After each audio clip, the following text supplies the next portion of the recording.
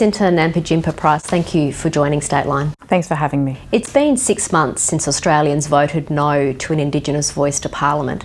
How is the outcome sitting with you now? I'm still pleased with the outcome.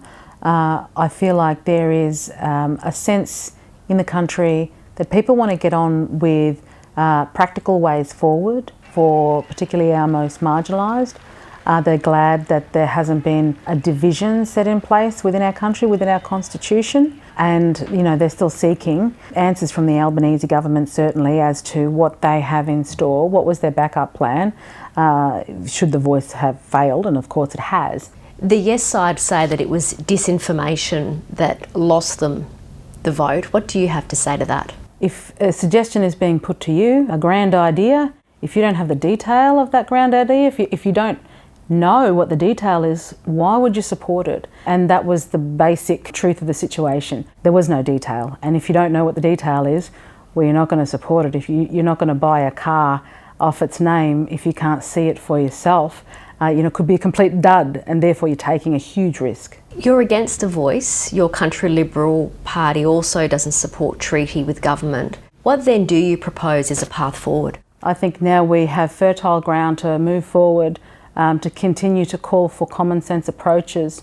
We've been calling for an audit into the billions of dollars that are spent in the Aboriginal industry.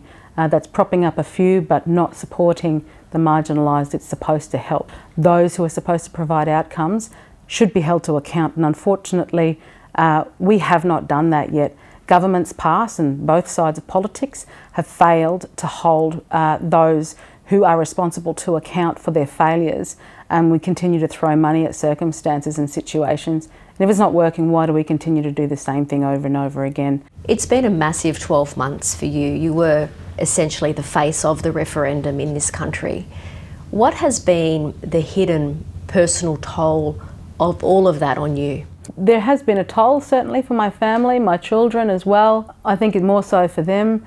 They don't like to hear negative slurs being made about their mother. It's not nice, but there's someone else that's worse off than me, that's vulnerable, that I've been fighting on behalf of all this time, and if I don't do it, then who else is going to do that?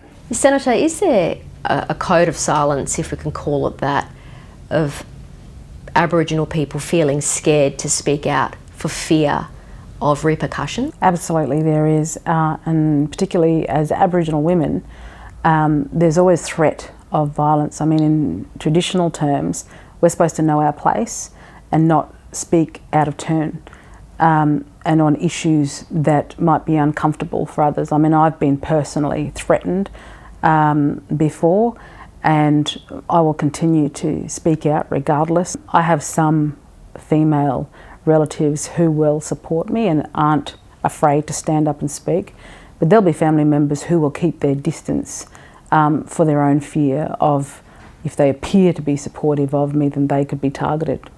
In late March, unrest broke out in your hometown of Alice Springs. There was rioting, rocks and bricks were thrown at a local pub. What was your reaction when you saw that footage? My reaction was utter disappointment and disgust at that kind of behaviour. That, again, this is where I call on those leaders of communities to step up and condemn that kind of behaviour, knowing that elements of that was attached to traditional cultural payback, and saying it's time we stop doing things this way because it's destructive. People talk about shame. Well, it's shame to behave like that in your own community or in a community that your family is a part of, and it should not be condoned at all. The Territory Government's response to the upheaval in Alice Springs saw rolling curfews, extra police resources were flown in from South Australia to help. How sustainable are responses like this in the longer term, and what do we need to be doing differently? We need to attract more police, we need to invest in our police, and also we need to do better to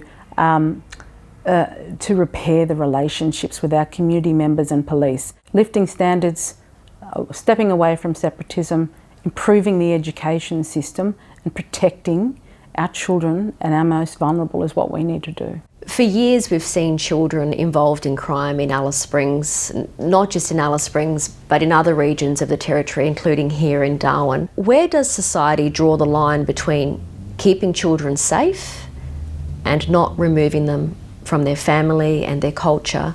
And what role should traditional owners be playing in this? Well, that's where we have a huge problem, and that's where society's thinking is letting down these children to allow them to remain in dysfunction, because the priority is that their culture and their language is more important.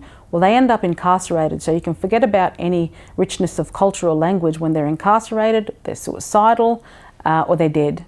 And what is the risk of inaction when it comes to tackling the Territory's social issues, considering what we're already seeing? I fear it's going to be some time before we can feel like we were the Territory we once were, and that we can certainly feel like we're part of a community that's connected and working together.